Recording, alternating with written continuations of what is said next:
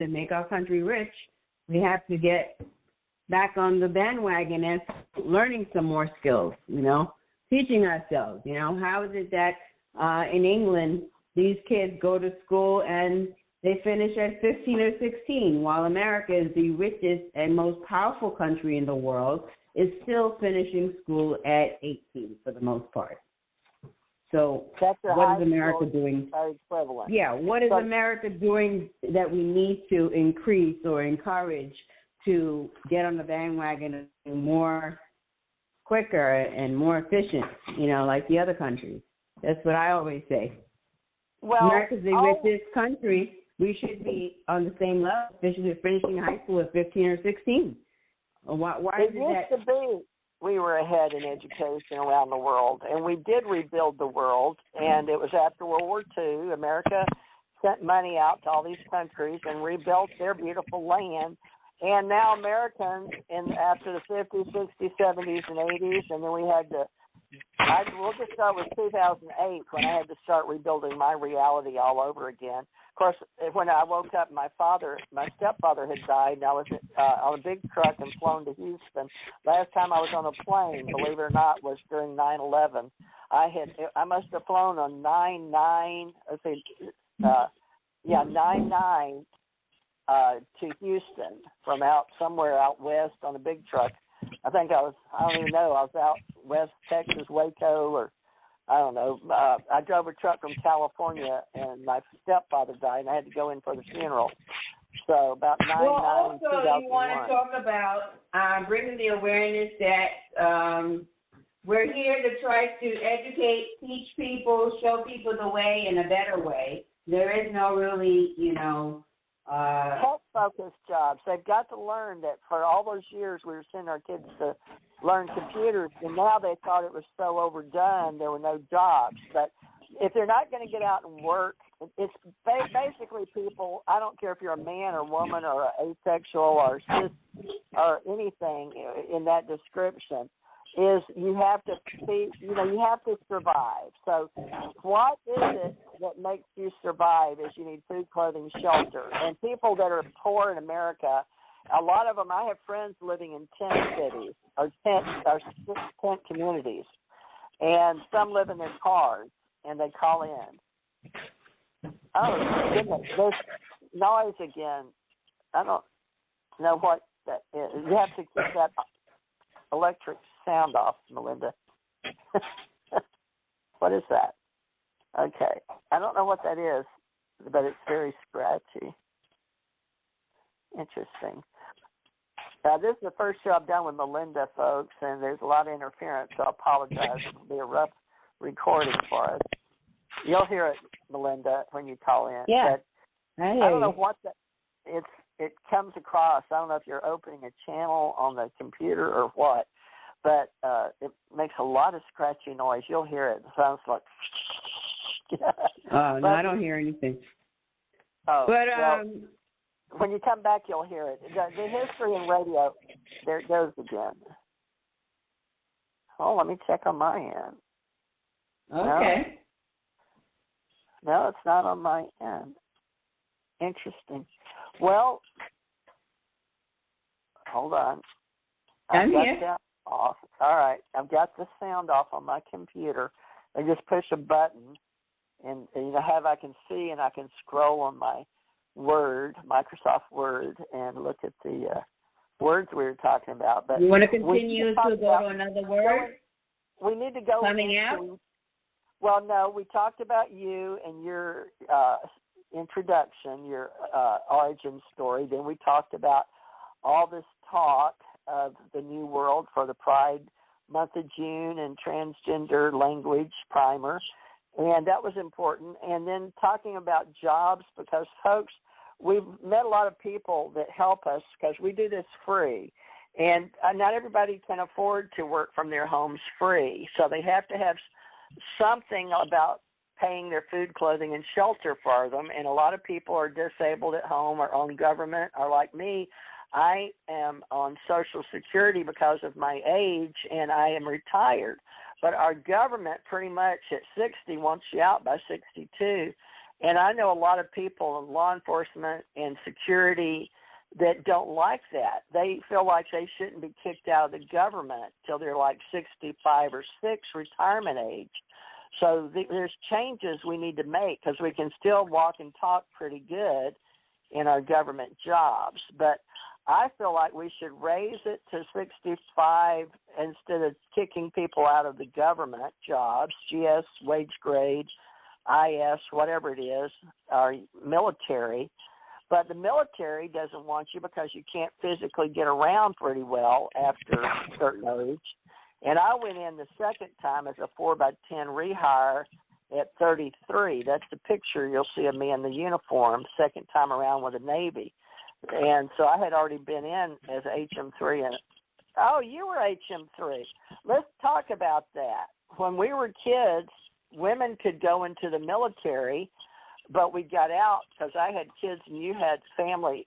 But we thought we needed something. And I love the military for training purposes. It is good training, but a lot of people can't because of they disqualify because they're flat-footed or they have scoliosis of the spine or they can't see good. But I had all the perfect eyesight, was going to be air traffic controller, so they sent me to Memphis. But a lot of people have good bodies and good minds, and if you have both, there's nothing to keep you from going in the military except lack of education. I understand you have to have, like you said, minimum of 18 years high school or equivalent GED. I don't even know if they'll take equivalent anymore for those that get bored and clep out or just. No, I don't think they do anymore. Really? Okay, well, that's something I think they just say you have to, you might be right. Things change, you know. They change all the time, even the health, and we're going to talk about health on another show. But for now, women at home, what kind of jobs can we do at home in tech on our computers? Can you help us out? You're in public relations, and you've been working with a guy. You said you've known him for like 50 years. I think a very important skill to have to get a job in general is excellent communication skills. Being able to communicate, articulate your thoughts in a way that everyone can understand. So that's very important. And if you don't have that and you feel, like a low self-esteem, you need to work on those things. Those are some skills that you need to fix, And those can be taken by a course. Either you could take courses online. You can look into that. Personal development. There's all different things that you can use to help yourself grow. And in educational form and in every way that you possibly can. So when you put your resume together, it might be basic, but it might speak a little bit more about you with volume because you have some other skills that are acquired and skills that are necessary for that particular job. So no skill, you never learn too many skills, but what you need to shine for that particular job, if it's something in communications, you need to be able to speak well, write well, communicate on a level where everyone can understand you. And I don't care if you have a PhD or 5 PhDs. If you speak to someone and they don't understand you, then you need to break it down in a way that everyone can understand. So they don't feel uncomfortable and everybody is good with the language and the verbiage. So it's very important how we communicate to one another, keeping that dialogue going. So you meet someone at a job fair, okay? That person might be great for job fair. So you're going to go and do this, continue. You have to keep whatever it is, your system going, be passionate about what you do, and document what you do so that you know what you did and you know where you need to go. You have direction. If you don't have that, your ducks in a row, then you're going to be all over the place. So you're trying to put yourself into finding a job, whether it's online, working from home. You got to have some organization skills, a block of time that you're going to put down and say, well, from 12 to 3, I'm going to answer phones. That's all I'm going to do, or whatever it is that you can do at that time. So that job requires you to be, picking up phones, and you pick up the phone. You have a phone at your home, and then you'll be able to do that. So there's a lot of different things you have to determine if you're going back into the workforce. And like I said, be open to learning things, just open to learn and grasp knowledge. Knowledge is power. And you're going to help train people to get back into digital networking, public relations work. However, you have to be paid for your time and services, folks, from home, and that's very hard to do because unless you have a and a skill, lot of times people think that you don't want to help them. Like I have an athlete, for instance, today. I'm not going to bring up the person's name because it's not important, but they might think that I'm not trying to help them.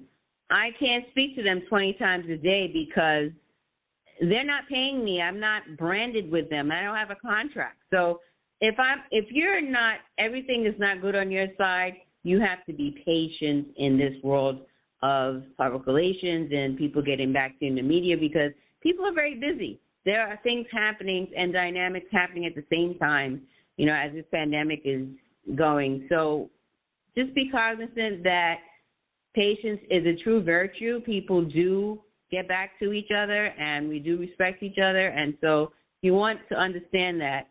The only way you can understand is putting your foot forward, helping each other, and communicating, and being respectful when you meet people in this field. Because a lot of people want to help, but I'm not going to help you if you're going to talk to me like I'm some type of animal or some type of servant of yours, like, olden days or something, because I'm not there. This is America. We all are equal. We all have the ability to speak appropriately and together. You want to work on something, you work on it together, not at each other. So that's the difference between working.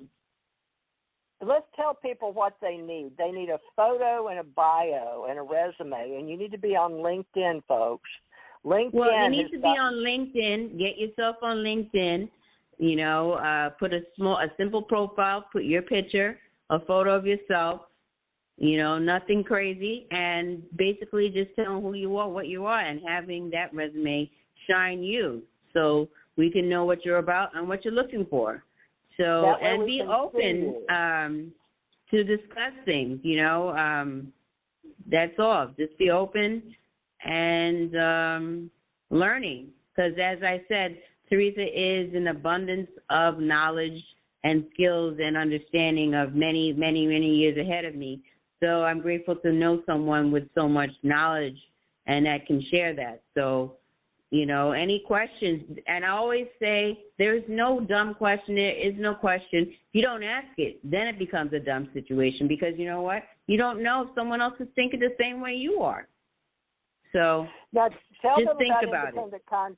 Let's talk about we're all 1099s, independent contractors, folks, because none of us can afford to pay employees when we're sitting at home on our own phone and computers. As women going back to work, wanting to network and to help each other in communications to help other people, but advertising is paying your free Facebook. Don't think anything's free. There's always a cost. And these a lot of people get involved like I did. I was trained by Civitan, Civitan. Oh, there's some feedback. I don't know. Maybe it's on the Direct TV. Not Direct. It's on my carrier is Mediacom and in New York. But you don't hear any feedback? Huh? Okay. Let's explain. We've got 15 minutes left. I want to explain, Melinda, to people that as women, we own our own business. That means we operate under our own Social Security, our own license, our own home business.